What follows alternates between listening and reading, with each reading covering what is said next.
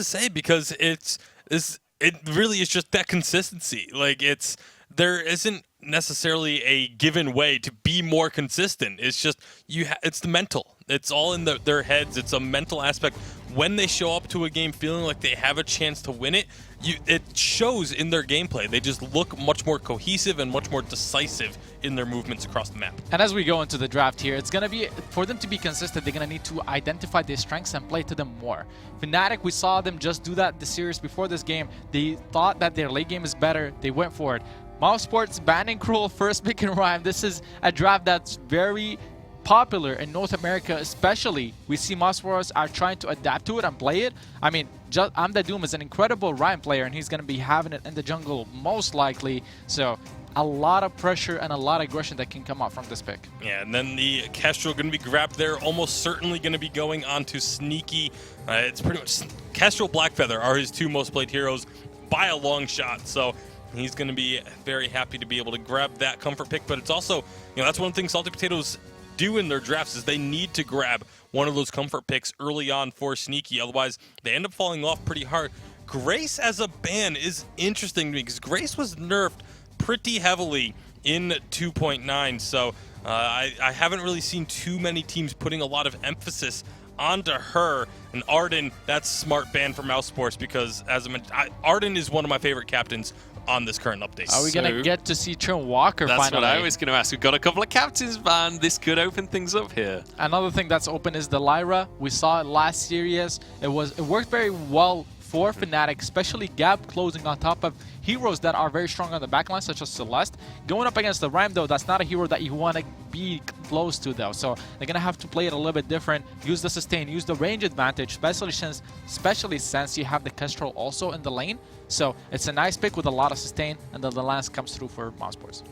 And Lance going to be grabbed there means very likely not going to get the turn walk. I mean, this is not that unusual. A lot of times, Grace was an exception to the rule, but usually when a new hero comes out, we don't see it get played a ton right off the bat because teams are still trying to adjust to it, still trying to figure out strategies to work around that hero. Just because it's not unusual does not mean I'm not going to cry myself to sleep tonight if we don't see any Churn Walker across the course of today. I am almost positive we will see at least one today at some point. We better. Just not in this game. I'm going to be having words with the players if we don't see it across the course of the day. What are we thinking for Mouse Sports here to finish the comp? I mean, for Mouse Sports, Samuel is still a strong hero and plays very well in the jungle with this composition when you're trying to use your range advantage. Sky is another hero that actually plays very well into the Rhyme and has gotten a few buffs in 2.9. So it's very likely for Salty Potatoes to try to close out their composition with another range hero so that they can use their range advantage and kite backwards. Vox is going to be locked in. It's something we talked about in the first series, being that ranged carry that can fit into most compositions. Very versatile pick coming through for them. And now Salty Potatoes. Blackfeather, they banned it right at the start of the draft. So that's that one comfort. That's kind of the signature pick for this team in general. What else are they able to lean on here? Like Zoro said, I think the Sky would be a very effective pick. They have a couple other options when you want to try and look at the range against a Rhyme Lance and try and keep your opponents at arm's length, especially when a Vox is thrown in the mix as well, because while he is ranged, he does have that very short range as far as ranged carries go. So there is the possibility they could flex this Kestrel down into the jungle and look for something else in the lane, but I highly doubt that to be the case because we haven't seen enough of other picks for Sneaky to kind of justify that for this team yet.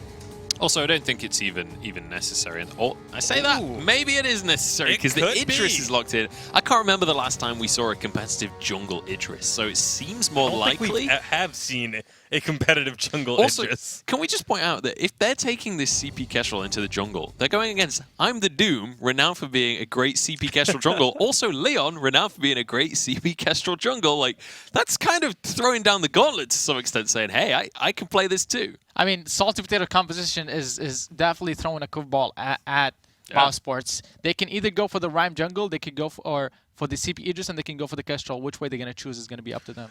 This is a very risky composition, though, because there is not a whole lot of defense. There's not a lot of durability on this team. Yes, you have the sustain of the Lyra, but outside of that, there is very, very squishy heroes across the board on the side of Salty.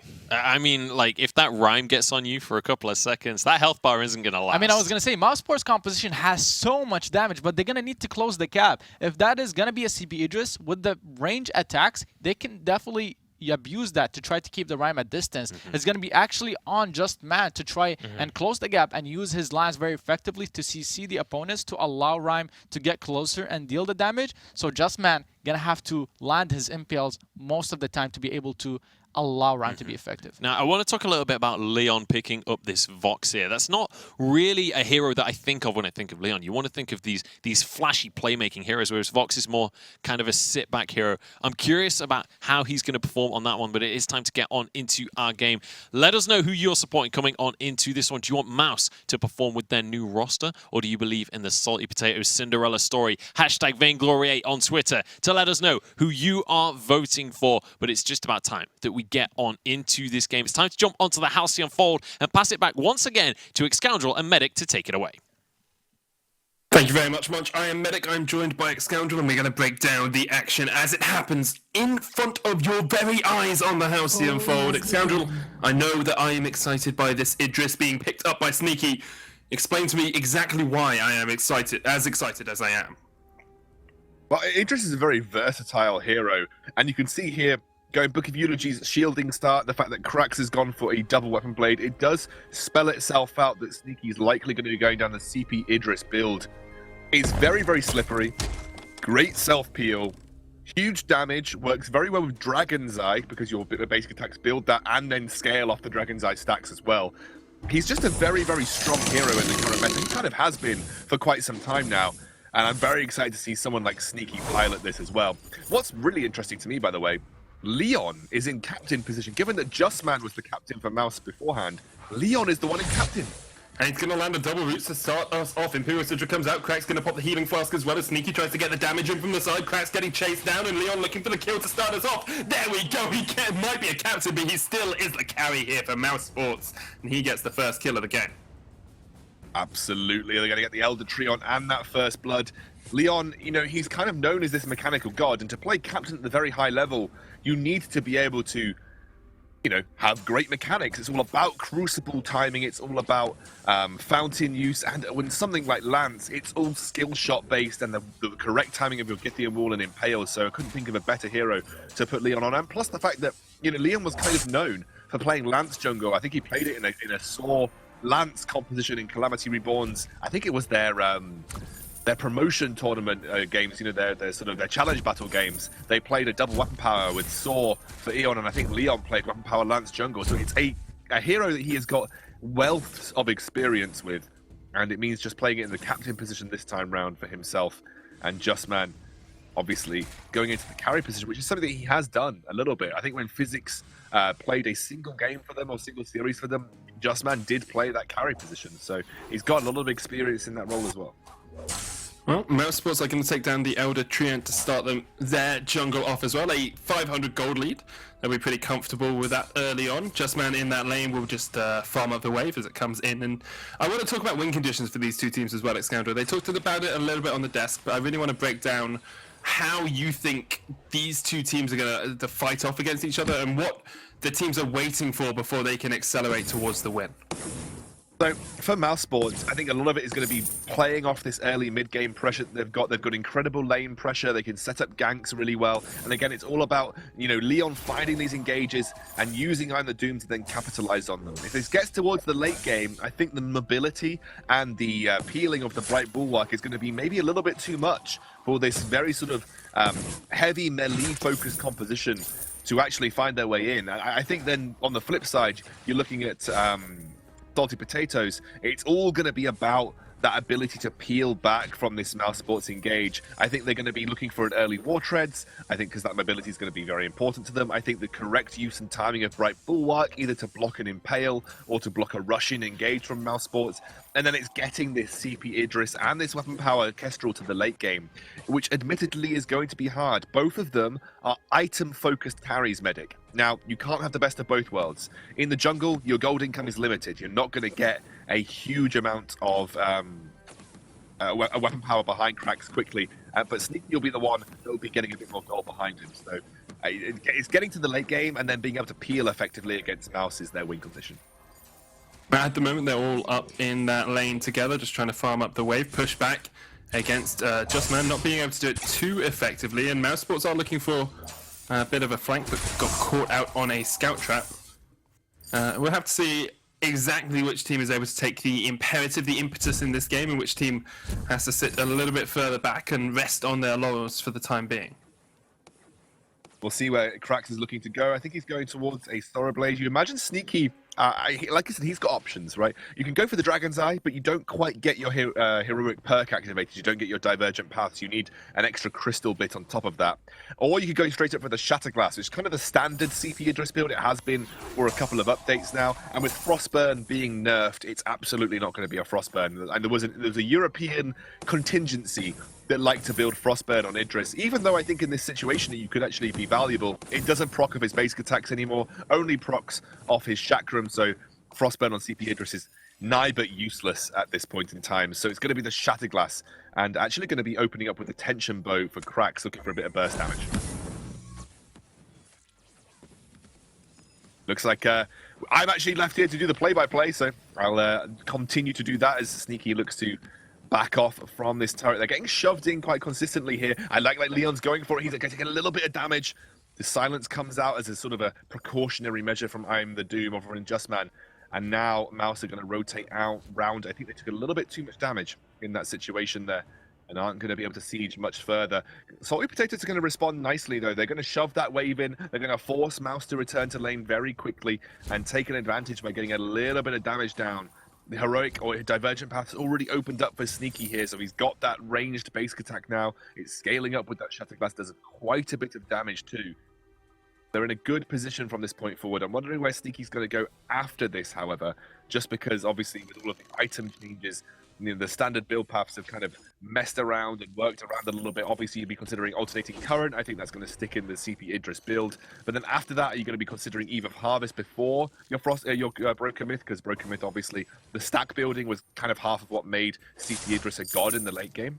Or are you going to consider something like the Dragon's Eye, which, you know, Shatterglass and Dragon's Eye just looking for the straight up flat burst damage. Lots of options for a CP Idris now, as they're looking to push the lane in.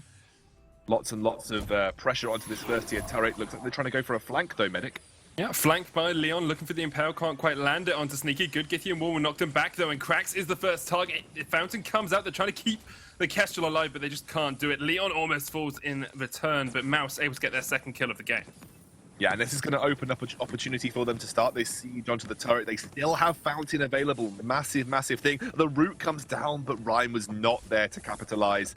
And actually, Salty Potatoes cling on with a good amount of HP behind this turret too. They will pay with the Crystal Sentry going over, and the Doom's going to pick that up. So at least something was picked up here for Mouz. They're very low, however, and Sneaky's looking to punish that by going straight for this turret, Medic. Yeah, it will remove the shield, of course, when the minions get in range, and they should be able to take this turret, although Mouz aren't going to give it up without a fight. They will just about take the turret down. Sneaky with that final auto attack. Here comes Leon with a good Gideon wall, but Sneaky jumps in and out. Class with the Imperial Citra, trying to keep himself alive. Will use the Fountain as well. Justman takes a big chunk from Krax, but Mouz willing to trade one kill for the turret there. Yeah, they lose their healing source, though, so two very squishy carries now are going to have to play a very defensive game. Leon is not done quite yet. He has got that healing flask. Yeah, he's going a little bit too deep, you feel. And now he's going to be forced to back out. Again, another successful turret defense here by Salty Potatoes. And still, they retake that turret for pretty much a single death, which isn't a bad thing, given that they only have to trade the Crystal Miner for it. It's a good start for Salty Potatoes. Again, they need to get that goal behind them, accelerate towards the late game.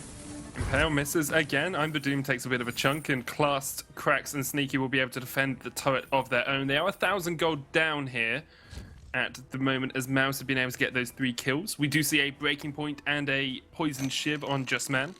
He's finished those ones up, and it's actually a metal jacket completed for Leon. No Atlas for him, instead going just for the armor against this Kestrel. Yeah, you don't really need Atlas against Kestrel, realistically, because the majority of this barrage, especially with the Tension Bow build, is going to come primarily from the on-hit damage that the Glimmer Shot provides. And so generally, when you play a Lance, especially because his health didn't really get a massive boon in the last update, when everybody's health got increased, Lance, as a captain, was kind of hit the hardest because he didn't really get a huge increase, putting him on level with a lot of other captains. So by getting this, it allows him to body block against the Kestrel more efficiently. That saves I'm the Doom from having to get armor early on. Also means that Justman also has that protective shield in front of him. So Leon is there to body block cracks, to make sure those glimmer shots aren't doing insane amount of damage. And again, that's kind of what people see captains pick up the metal jacket for, especially if you miss an impale, as both me and Lance main medic know how bad that is.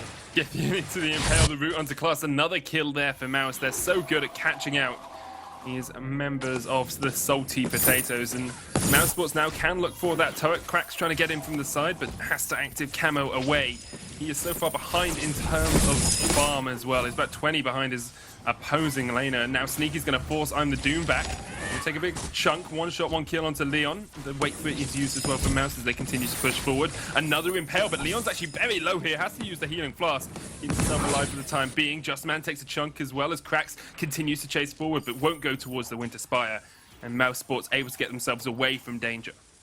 And the Doom plays a really, really good rhyme and able to zone Cracks and Sneaky away there with those Winter Spires. They shouldn't give up too much for it. They did burn the fountain, so they're at a disadvantage in a team fight situation. But because this is a later game scaling composition from Salty Potatoes, they're not really in a position to actually force anything. Naturally, if you have a mid or early game composition and you just came off the back of that kind of situation, you'd go immediately for Gold Miner, knowing that you have both the Crucible and the fountain advantage, in a team fight situation. But because again, power spikes rely later in the game for the CP Idris and the weapon power Kestrel, they don't feel confident enough to go and try and burst this gold miner out, so they're not going to be able to punish Mouz for that overextension on that previous engage. Leon very much trusting his ability to be able to lock down targets. Gone for the Echo on Lance here. Wants to hit those double impales, those double Githian walls, just to keep that CC chain going for Mouz so they can isolate these targets coming out from Salty Potatoes. Absolutely. Been impressed with the way that Leon has set up. He's kind of tinkered on the edge of being maybe a bit over-aggressive, but this is Leon we're talking about. If anybody is going to know the limits of damage output and heroes in the game of Vainglory, it's likely going to be Leon. Looks like Mouz are very keen to sort of stop that safe haven of that side of the jungle for Salty Potatoes, and Leon is just going to help his team clear out. Actually does get hit, but that metal jacket providing so much defense. Use the Overextended fountain, here a bit, then though. jump back in to try and take the Treant away. Doesn't get it, and Class is going to do a lot of damage to him. Of course, no sentry there for them. Passage will be used out by Class to keep himself safe, and Mouz Sports are able to get their roam out. But Leon perhaps being slightly too aggressive in certain scenarios here. Yeah, how is he not dying is the question that I have to ask there. Like, if that were me, I'd have been picked off in a matter of seconds. Somehow, worms his way out again. He's gone for an Echo, by the way. Picked up an Echo on this Lance. It's something that we see commonly on Lances a little bit further down the line, but given that there is literally no CC that your team has to worry about, apart from maybe an active camo trap, there's no point going a Crucible. A lot of people think Crucible is a pretty core item on most captains, but there's literally nothing that you'd want to Crucible here against this composition that Salty Potatoes have brought to the table. So Leon doesn't need to go for a Crucible. He's just probably going to go for War Treads after this. The Githian Wall, the Echo allows him to double Githian Wall or double Impale, and he's in a good spot now to both set up and also find stuns onto those key targets from Salty Potatoes.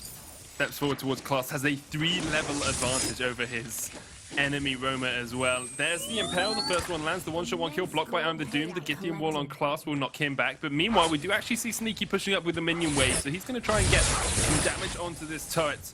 Might even actually be able to take this one down by himself, while on the rest of the map we see Leon going in for the fight. The Valkyrie misses, Cracks trying to dodge around as much as he can, gets the damage onto Justman into active camo. Will be able to get the stun off as well onto I'm the Doom. Eventually the Winter Spire will not quite connect as Leon jumps in. There's the kill. But while all of that was happening, Sneaky was able to get a turret in the lane as well. Yeah, not a bad trade you feel there for Salty Potatoes. They did lose the gold mine, obviously, but a turret in return.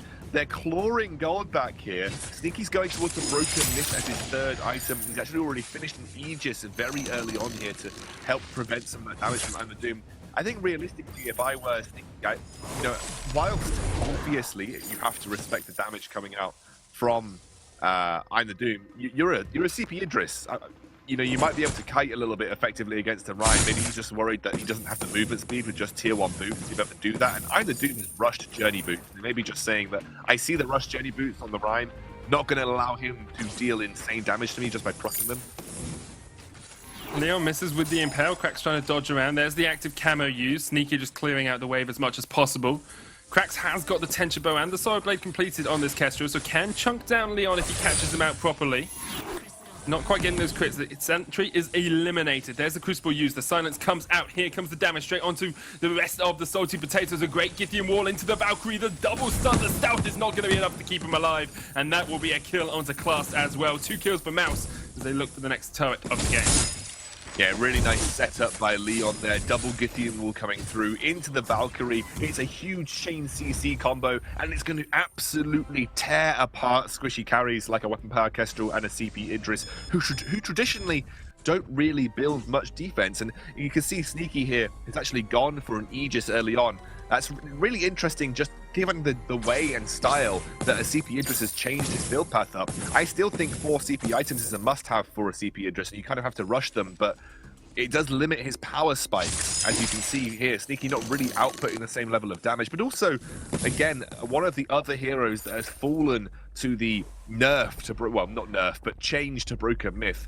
You know, CP Idris was a hero that relied pretty heavily on the ability to build stacks in a fight and get huge damage output from his chakram and his basic attacks, but no longer is that the case for CP Idris. Kind of more has to rely on positioning and alternating current and kiting now, as he did, than just building up those straight up stacks. That's why I like Dragon's Eye on him, Medic, because it plays very similar into his old style. This just feels like it has a limit to its power ceiling, and that power ceiling doesn't feel like it's going to be high enough to deal with this Mouse Sports roster.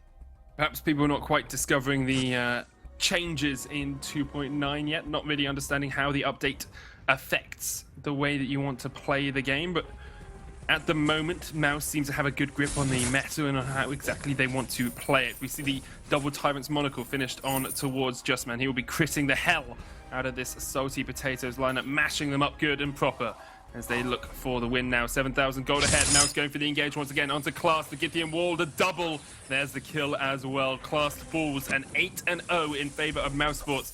They are pounding towards the base. Cracks gets into the active camo. Doesn't quite get the stun onto Leon, but the dive is real here. The fountain. Justman gets caught up by the Shimmer Strike, and now he will be fighting in the 1v1 against Sneaky, and Sneaky will win this one out because he's got the healing from the fountain. Leon now overextended as Cracks can look for the chase. Leon's going to have to just roll his way away, but the one-shot, one kill does not quite connect. Sneaky continues running behind Leon, but a good roll across the wall will keep him alive for the time being. Yeah, and the Doom's going to try and get this healing tree on. Sneaky's not done just yet. He's going to continue to chase them down here, force them away from Kraken, maybe even set up for Kraken in their own right as they go in. Looking for the engage, the Githian wall, the double, the stun's just coming out. Oh, no! Alive with the fountain, and Leon is now in a very tricky situation. The ace comes out. Salty Potatoes have eaten down the entirety of Mouse Sports, and they will take this Kraken as they're just desserts. It was a super risky maneuver there coming out from Mouse Sports to try and go for what could have been a 2 versus 3. They didn't have the vision to be able to see how far Class was away. I expected they were thinking the burst on Cracks with a double Githian wall would be enough, but alas, it was not. And suddenly, a small turnaround has been opened up here. Another turret should go down for Salty Potatoes and this new Mouse Sports roster. They could be in trouble. Full engage onto Justman. They can't quite take him out. The Valkyrie is going to land a good stun, and now they're looking for the re-engage. Githian wall onto Cracks. He's trying to dodge around as much as he can, but that he will be sacrificed at the end as Mouse get their 9th kill of the game. However, the Kraken is pushing in, and Sneaky and Class have a chance to close out this game. Salty Potatoes have been underestimated time and time again throughout the VG8. They once again seem to just change our expectations. It's an M Night Shyamalan twist at the end of every game when it comes to the Salty Potatoes, but a great stun onto Class will get him down as well. The Kraken will take 1 turret here, but won't be able to get much more. Yeah, they knew that turret was likely going to go down regardless. They're going to have to skill for it. That's going to allow them to reset once taking this Kraken, go and set up vision in the central area of the map. They're going to be able to then push these waves in towards the Salty Potatoes base. Good place now for Mouse Sports to be, and I keep wanting to say Calamity because of Leon, but obviously this is not the case anymore. He's on this Mouse Sports roster, and this has been kind of labeled as super team. I don't know how many times. I think I've heard the term super team in Vainglory like countless times regardless, but this was really saying you've got 3 incredible individual talents here on this Mouse Sports roster. It's just finding the way that they slot all together. I'm wondering whether they're going to change up as well the captain in the jungle position or the captain in the lane position, because I don't think Leon would be playing captain every single game, I imagine, because Justman obviously has so much practice in that position as well. There you go, the lane gets shoved in, setting up that vision around the central portion of the Halcyon Fold. It's all going to come down to this next fight, you fear. If Mouse Sports don't absolutely nail it, they have just got 1 turret between themselves and losing the game, and Salty Potatoes taking what you feel would be an upset win. After being ahead for so long as well, like that 19 minutes into the game, they're still 7,000 gold ahead. They are definitely in the ascendancy in this game, and it feels like perhaps we have just got to that late game point for the Salty Potatoes lineup. The Kestrel, the Idris, they've come online, they're finishing up these item builds, and Mouse Sports aren't able to compete with these 2 hyper carries when it gets late into the match. Dicky's actually picked up a Frostburn here. As far as I was aware, Frostburn no longer procs on the basic attacks of Idris. I'll have to double check. I think I was chatting to Dalsy and he said that was the case, but that means that you're only relying on your Chakram, which is a very fairly long cooldown ability. Mouse aren't going to wait for that.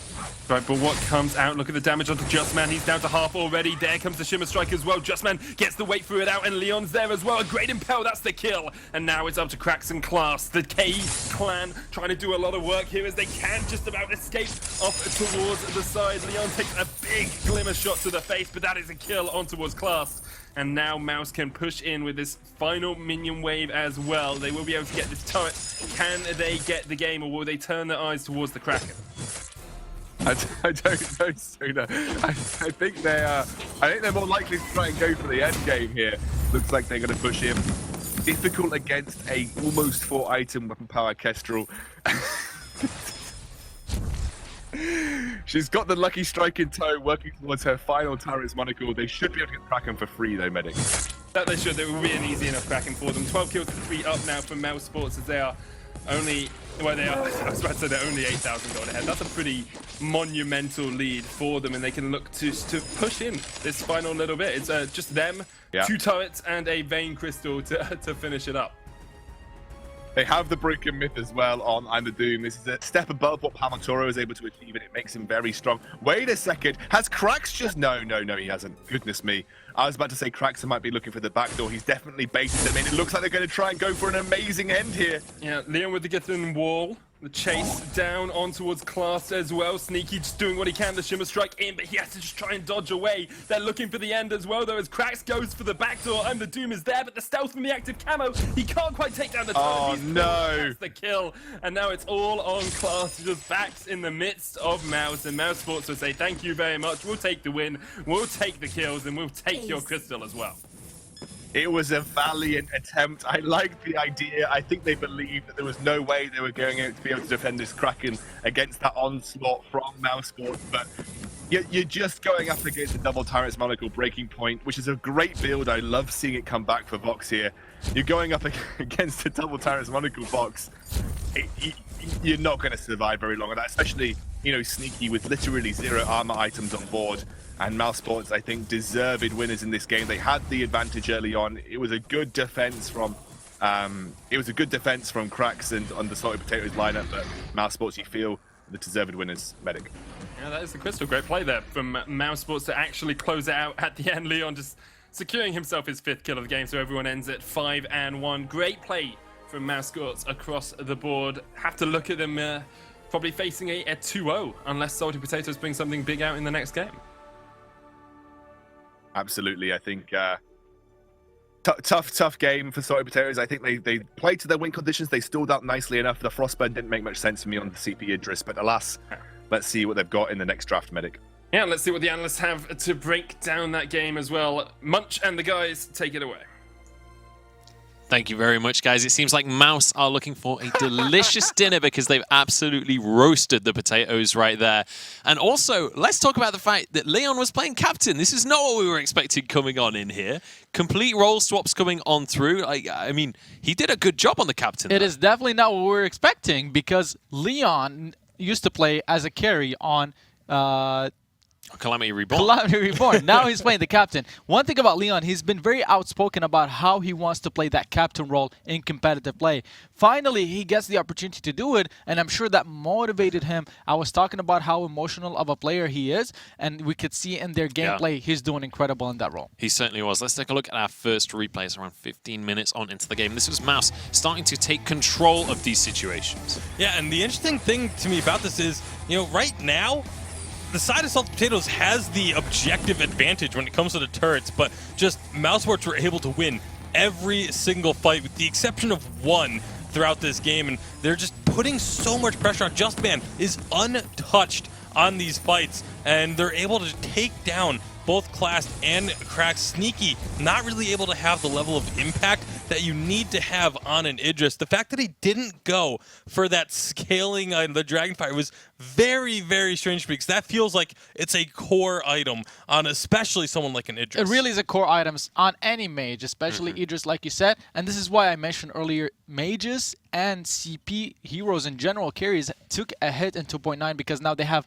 too many items that they need to have in their kit and in their inventory to be effective. And that's why you'll probably start seeing them less and less as we continue going on in the second split. And we could even start to see people go with like 5 offensive items, which is incredibly risky. We'll have to see as it continues. But our next replay is around 17 minutes where Mouz managed to get an ace and a Kraken. I mean, this was the team fight that Calamity Reborn or Mousesports did lose, and I say Calamity Reborn just because Leon is on the team. It confuses us a little bit. Mousesports, though, they end up losing the team fight. They end up giving the Kraken away over to Salty Potatoes. I'm forgetting all the names right here. But regardless of that, what I want to talk about is how Sneaky was able to get to his core or his final build, and that was a huge thing for Salty Potatoes to be able to win that team fight. Yeah, and getting caught in a 2v3 situation as well, kind of being punished for sticking around too long. Salty Potatoes more than happy to capitalize, take the Kraken, and they had a good run for it as well. They got all the way down to just 1 turret remaining, but unfortunately wasn't quite enough to take the game. Let's take a look at our next replayers. Unfortunately for Salty Potatoes, that was the only fight that they managed to win for themselves. Yeah, at this point, the game is just about over. We missed out on seeing the attempted backdoor there, and a lot of people are going to look at that and be like, oh, it's a silly play because it didn't end up working out. But I have no problems with the side of Salted Potatoes going for that play because it was a situation where they hadn't won any of these straight-up 3v3 team fights. Their only chance of winning the game at that point was to either win a 3v3 team fight or go for that risky backdoor play. They knew they weren't going to be winning that team fight, so they went with what they felt was their only option to try and pick up the victory. I have no problems with the decision to go for it. It just unfortunately didn't work out. And I mean, you have to talk about their draft. They picked up the Kestrel. They put her weapon power in the jungle, and the reason why Kestrel weapon power is not strong is because in the jungle you don't get enough gold to scale to your items, get the double monocle, and that actually showed when he went for the backdoor. Had he had his double monocles, maybe he would have been able to take that turret down and maybe even kill Ryman end. But in the jungle, Kestrel weapon power is not a strong pick because she doesn't get enough gold. Yeah, definitely an unfortunate situation for the Salty Potatoes, but they're not out of the running just yet. They still have another game ahead of them, and they're going to start off by banning away the Lance. Maybe with a captain ban to start, we could see a Churnwalker going through. I'm going to say that every single draft until we see Churnwalker. You've been warned, teams. Looking at you, Clash and G2 later on, I want to see the Churnwalker. Why are we the ones that have to suffer for these teams not picking Churnwalker? But I mean, you live with me. You suffer enough. It's going to be Kroll banned away here by Mousesports. Yeah, Kroll's going to be taken off the board very, very consistently, especially in Europe. It is just such a strong pick at the moment because there's, like we said, the Crystal Mages, when they come out, they need to either not be as effective or build 5 offensive items. That leaves them very vulnerable to heroes like Kroll, and that's going to be now. This time, Mousesports, the one is taking the Kestrel off the board. This is really interesting because it is one that could be flexed down into the jungle. Obviously, very different build paths, very different outcomes of what we would see on the Crystal Kestrel. I don't expect it to happen, but I would love to see it happen just because I'm really curious as to what the build would even be from someone like I'm the Doom with a CP Kestrel. Blackfeather, the ban comes through again. We saw it so far every single game. It gets banned, but teams are not confident enough to first pick it. It's very surprising that teams ban it every single game, but don't first pick it. It's a very strong pick. I don't blame them for it. The Kestrel comes through is probably going to end up on Just Man, especially now that Arden has been picked up. I'm expecting Leon to continue playing in the captain role. That's actually going to be the question for Mouse Sports. Is Leon going to be in the captain role consistently, or are they going to be swapping around based on the heroes they pick up? Kestrel, obviously very strong in the lane. Like you mentioned, she's going to be able to get her items a lot faster and a lot quicker in that lane role since she gets more gold. Let's see where Salty Potatoes are going to go next. They've still got 40 seconds of bonus time, so plenty of time to think about this one. And obviously, with a Lyra first pick, you can go in any direction you want.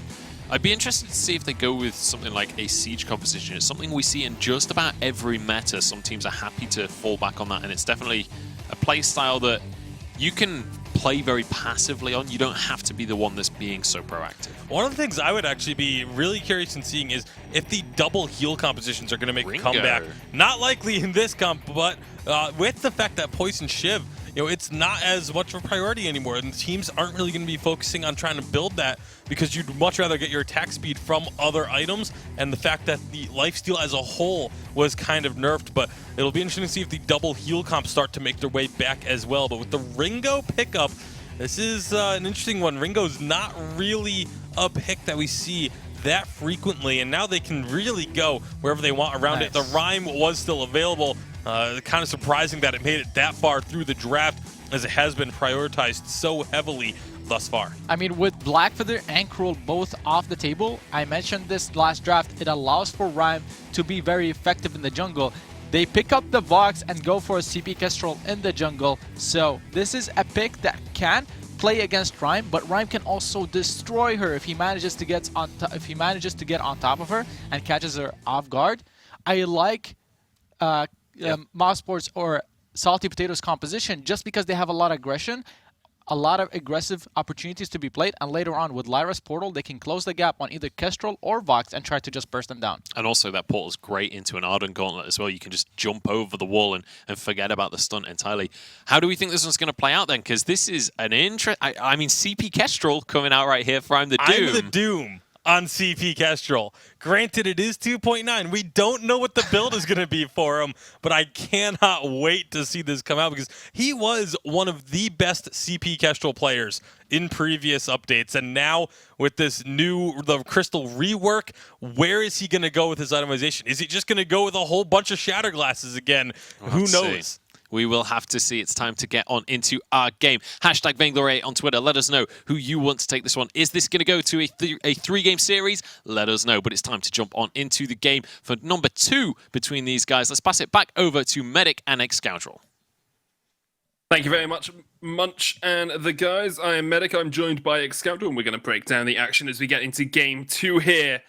I'm the Doom is playing CP Kestrel, X-Scoundrel, and that excites me no end.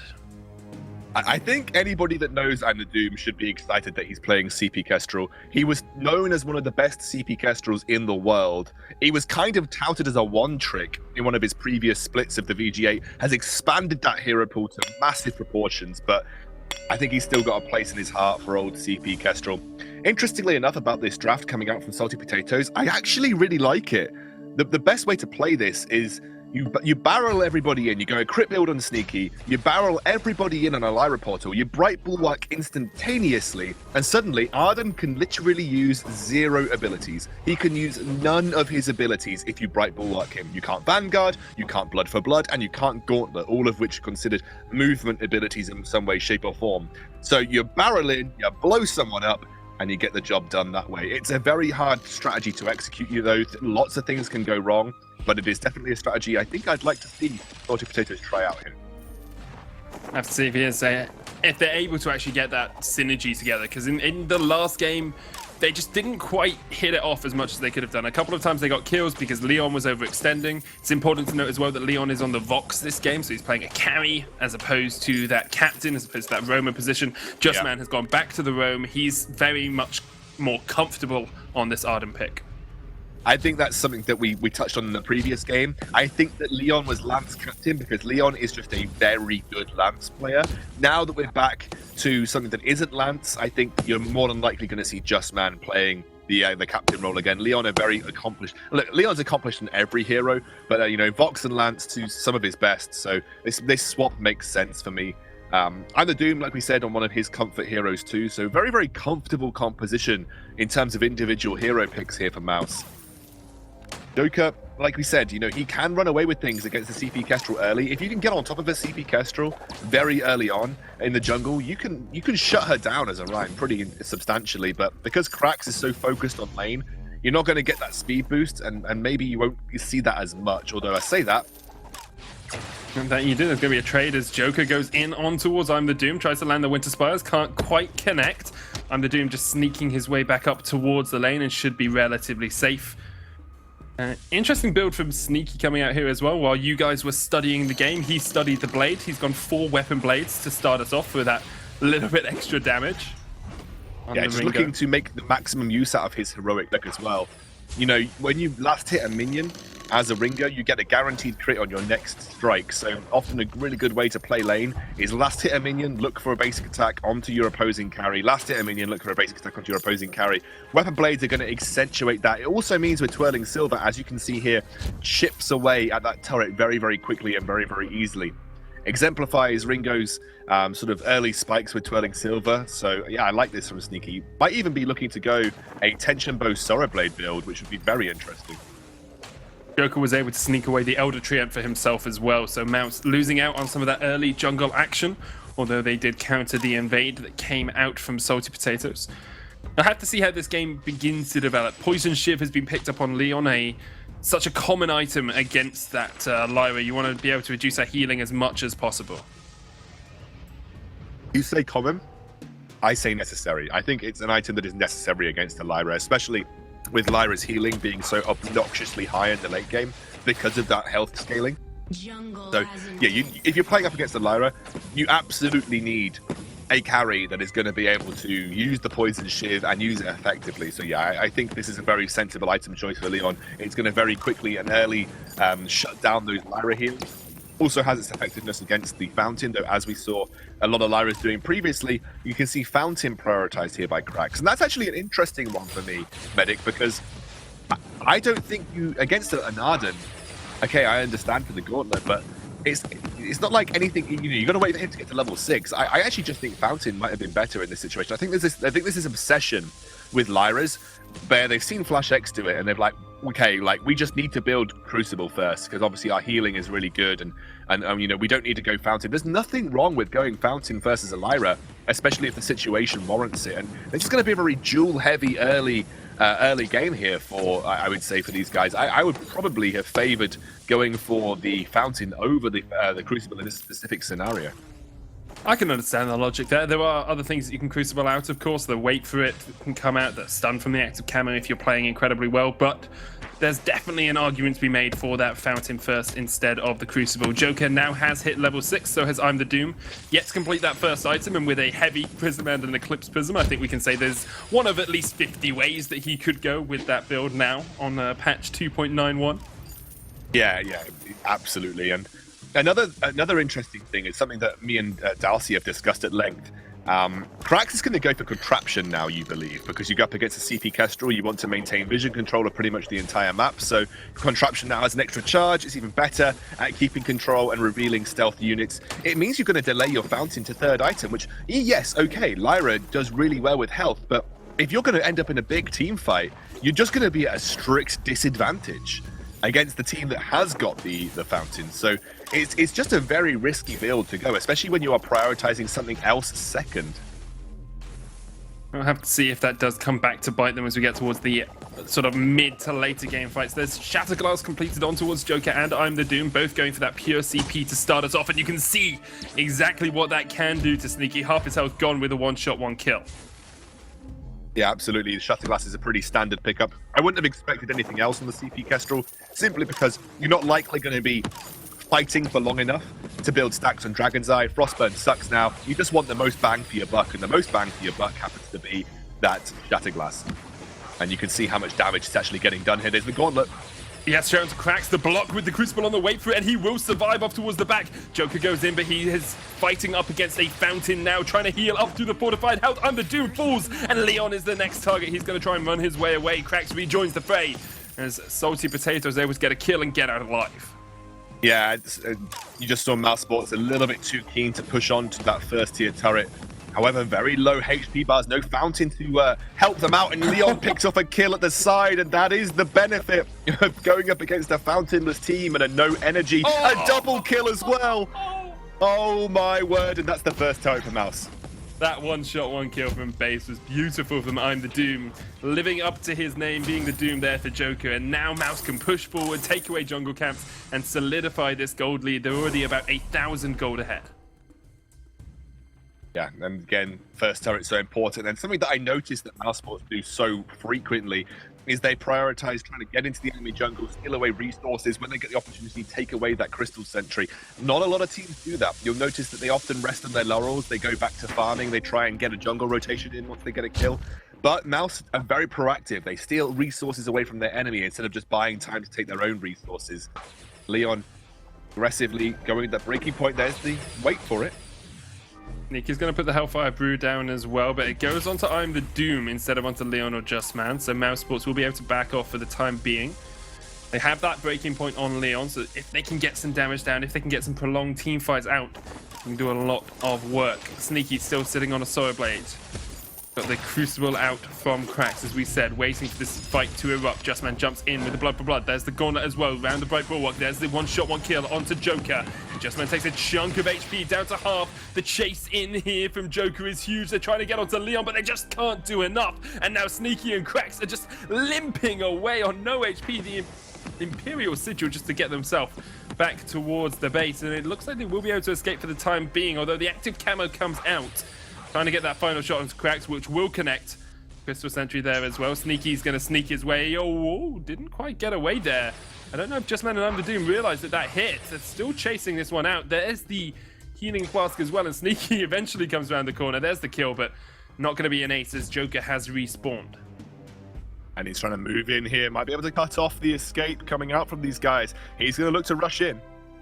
Rushes face first into the midst of the team, looking for the stun onto Leon. Can't quite connect with that final Winter Spire, but the Crystal Sentry almost gets the kill. Leon escapes with the Vanguard, and now Mousesports can just reset. The clockwork finished on I'm the Doom. The tension bow has been completed on towards Sneaky as well. You can see that Salty Potatoes aren't willing to give up any of their jungle without a fight. No, and they managed to escape with slivers of HP, but let's rewind all the way back to that lane fight. Hey, Medic, if you were to using your diagnostic skills, what was the #1 reason you feel that the Salty Potatoes roster lost that fight in the lane? Bad play.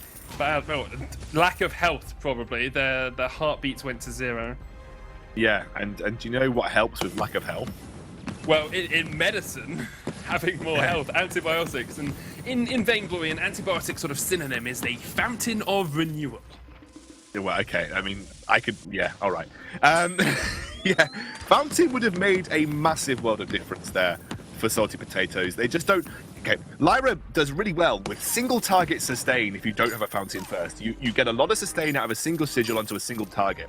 When you try to share that sigil across everybody on your team, you're really limiting the output of the healing, and it just doesn't contend with the healing of a Fountain. And you can see she still doesn't have it. This is a great time for, I would say, for Mousesports just to consistently search for fights. They've got a massive advantage in a team fight situation. They've got all their items up as well. The Fountain and the Crucible available for Just Man, looking perhaps towards those War Treads next to try and engage even quicker. With a 2,000 gold lead, they can just clear out some of this vision and continue to push forward into the faces of the Salty Potatoes. The question becomes, what do Salty Potatoes do to get back in this? Do you just have to wait for the fountain? Do you just have to wait for probably 5 or 6 minutes before you're really in a position to fight?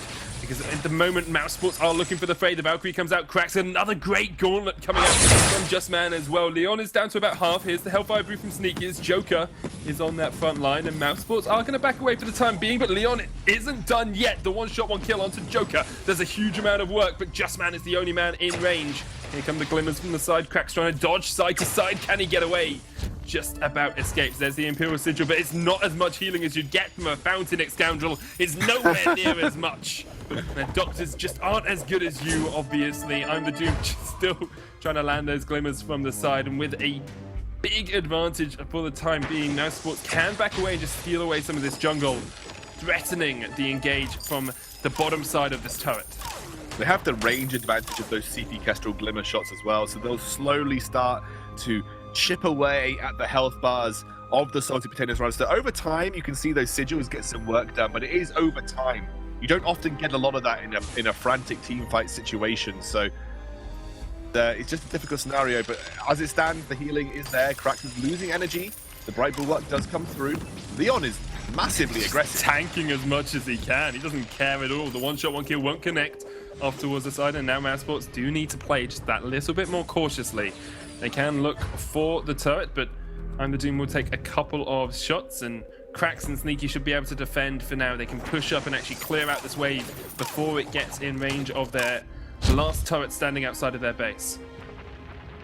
Going to be stealing away as much of the jungle as they can. Again, Mouse Sports like to sap that resource from their opponents. She might be caught out here. They're going to have to back and head back towards their own base. They've already lost that first tier turret, so it's not the worst thing in the world. Just Man just hanging around in case anything crazy happens. They could go for a gold mine. I think it would be risky, but they're going to go for it. Krax has actually gone War Treads next side him instead of going for the fountain, trying to just engage and disengage as much as possible. They have started up the gold miner, would get them the fountain a little bit quicker. Oh, it gets stolen! Shot, one kill from Under Doom, steals it, and perhaps that is the end for Salty Potatoes. The gauntlet lands as well. The chase on towards the Joker as Leon and I'm the Doom trying to catch up with their Roma. Look at the damage onto the Joker. He tries to turn it around, but he's just got nothing in return, and in the face of Mouse Sports, another kill for them. 6-1 up, a steal on the sentry, on the gold mine, and perhaps a turret waiting just around the corner. It shouldn't even be perhaps. This would be a turret going over to Mouse Sports. And again, they're slowly going to eat away. This is going to take a long time, but one shot, one kill will eventually secure it. 2 objectives secured in a very short space of time by one shot, one kill. Great angling by I'm the Dude there. Just felt that nobody was tanky enough, given the pressing. And you've got to put all this together, by the way. Leon and Just Man aggressively moved to push Salty Potatoes away from the gold mine. Salty Potatoes obviously wanted to get their best escape route, being their own jungle, which left them open to that kind of one-shot, one-kill coming out from Under Doom, because no one was going to be on the other side of the gold mine tanking, because that put them in a position where they were likely to die regardless. Again, great timing from Under Doom, great position from Just Man and Leon to allow that to open up. Mouse Sports just firing on all cylinders right now. Again, Leon joined because he wanted a team that he felt that he could do well with. It's a pretty good showing against a team that is often undervalued and underestimated in the EU VG8. Still, to beat them convincingly in a 2-0 is a good start for this new roster. Oh, definitely, and they're doing it in a convincing fashion. Oh, what was that? Sneaky's gone. He's not allowed to play Vainglory today. I'm the Doom, and Leon makes sure of that. Leon's going to chase down onto Krax, down towards the bottom side of this fight. The Imperial Sigil comes out, and Krax trying to run away. We'll use the Arcane Passage across, but Just Man and Leon are not satisfied. They want more out of this. The Valkyrie comes out from the Joker. He pays for it with his life. Another one-shot, one kill from I'm the Doom will not quite land onto Krax, and now all of Mouz are actually in the base of the Salty Potatoes. And they'll be able to dodge it out. They'll look for the turret as well. They can turn their eyes towards the crack, and only that roam actually Sneaky back alive now as well. So 2 members of Salty Potatoes trying to hold on to this base. Yeah, they got a good amount of siege damage onto that turret. Now they're going to probably back, pick up some item spikes, and look to reset for the Kraken. Leon actually gone for a defensive build here, noticing that tension bow Sorrow Blade Tornado trigger build coming out from the Sneaky. We did mention it at the start of the game, the build that we might expect this Ringo to go, and he has actually gone for a bit more of an old school Vox build with a single critical strike item. You're not making the maximum use of your critical strike, but in general, critical strike is just a good place to be right now because of the way that the armor got changed. And so Leon has gone for a build that is involving that. I wonder whether he'll sell his Poison Shiv for a double Tyrant's Monocle build eventually, but we'll have to wait and see. Justman pops his Atlas Pauldrons for no apparent reason at all, just to slow that Kraken attack speed. Sometimes you have to just pop him to send a message. It's just like, guys, I don't even need this item to beat you. I don't even need it, you know? I just use it now. I want to see him Fountain and then War Treads away. He's actually looking for the engage down towards Sneaky. Sneaky does get a couple of crits off, and we'll force him back for the time being. We've yet to really see the perfect fight come out from the Salty Potato. We have seen a lot of great one-shot, one-kills. There's a great bulwark. The attack slow, the stun actually going to land on towards Leon, but the Fountain does heal him up. Sneaky and cracks down towards the bottom side of this fight as we see the push forward from Joker trying to get that box, but he just can't get enough damage down, and eventually he will fall. Sneaky trying to run his way back round.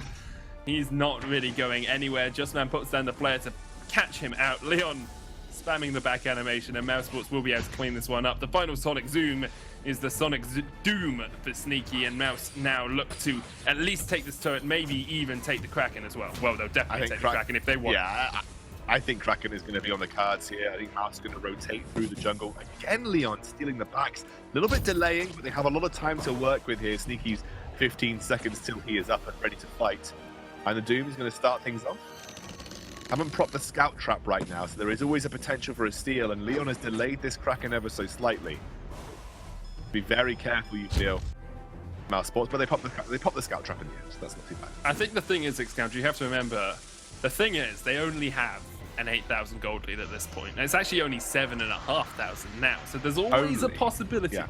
There's always a possibility that Salty Potatoes can somehow find a fight. We've seen the Joker get onto that backline. We've seen him catch out Leon or I'm the Doom and actually do a lot of work. It's just whether or not they've left it too late, whether or not it's just a little bit too much of a mountain for them to overcome. Not without Fountain, they can't. Because it's like 4 items in and still no Fountain. But he's got 3 flares, and those are vital to victory. Vision wins absolutely. Here goes Leon, my goodness. All the way into the back line. Sneaky's actually chasing onto I'm the Doom. The Gauntlet doesn't connect him, and I'm the Doom has to use the healing fast to keep himself alive. Cracks goes in with the Arcane Passage, but Leon is just tanking up 2 members. The Joker and Cracks cannot do anything against this box. One shot, one kill will not connect to the side. The Kraken pounding down on those turrets as well, and Leon chasing into the Winter Spires. He is not afeared of this Thunder God at all. He'll get the kill. He'll go unbeatable. The first turret falls, and this, you have to feel, will be the end for the Salty Potatoes. They were overcooked. They were overdone. They were boiled and broiled, and this will be Mouse Sports eating them for dinner, taking them down. This will be the Vein Crystal falling eventually as Mouse Sports close this series out 2-0. Eating Salty Potatoes never tasted so sweet for this new Mouse Sports roster. Again, a very convincing victory over them, 2-0. Another underestimated EU VG8 team, and Mouse swept them aside. Great performances all round. I think Leon is going to be very happy. And what's even more interesting is because I'm the Doom, I've always felt is a Leon type player. You know, he's very individually talented. Going right back to what Iraqi Zorro said right at the start of this series, he said they need to play like a team. Everybody needs to have an individual role to carry here. It can't just all be about Leon, and it wasn't. And that's what I really liked, Medic. Great play there from Mouse Sports. You have to give him credit bringing Leon in as well. We're going to hand it over to Munch and the analysts to crack down, exactly dissect the action, see what went on in that series. Thank you very much, guys. It was a one-sided series to Mouse Sports, especially in that second game. And once again, we saw this team role swapping. Leon going into the carry position this time around, and we saw I'm the Doom CP Kestrel. We were saying we wanted to see it, and he showed another masterclass. And it looked just like previous updates. The exact same build, essentially. Shatterglass, Broken with Clockwork. That's exactly what you would have built in previous updates, just